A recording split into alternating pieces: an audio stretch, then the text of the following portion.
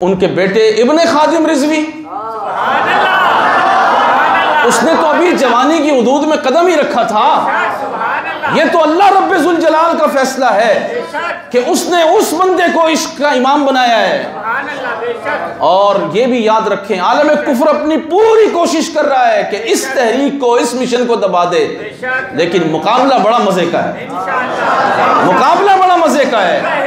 हम आलम कुफ्र से मुकाबला कर रहे हैं और करते रहेंगे।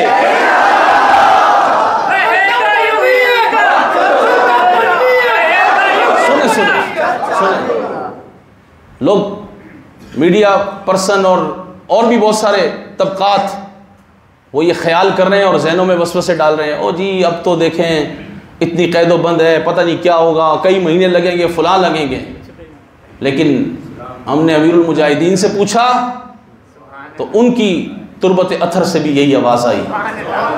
और हमने जेल में अल्लामा हाफिज साद हुसैन रिजवी से पूछा कि इस वक्त तहरीक के जो कारकुनान हैं जिन पर इतना जुल्म और तशद्दुद हुआ है, उन्हें क्या करना चाहिए। उन्होंने कहा तुम्हें इमाम अहमद रजा का सबक याद नहीं है? इमाम अहमद रजा ने जो सबक दिया वो याद रखना।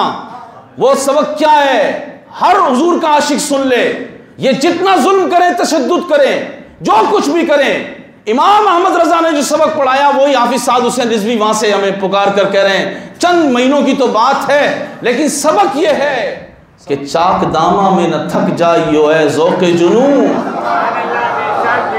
चाक दामा में न थक जाइयो ऐ ज़ौक़े जुनू, पुरज़े करना है अभी जैबो गरीबा हमको। ये क्या बात हुई कि अभी से थक गए हो? नहीं, एक बार नहीं, हजारों बार ये हुजूर अलैहिस्सलातु वस्सलाम की मोहब्बत, हुजूर की ताज़ीम और इश्क की खातिर तुम पर जुल्म करे, मगर चाक दामा में न थक जाइयो ऐ ज़ौक़े जुनू। इमाम अहमद रजा का पैगाम ये है कि पुरज़े करना है अभी जैबो गरीबा हमको। हम तो पूरा वजूद ही हुजूर अलैहिस्सलातु वस्सलाम के नाम पे कुर्बान करने को। जिस दिन जिंदगी फना हो जाएगी उस दिन फिर इंशाअल्लाह वो मौत हमारी बका का पैगाम लेके आएगी।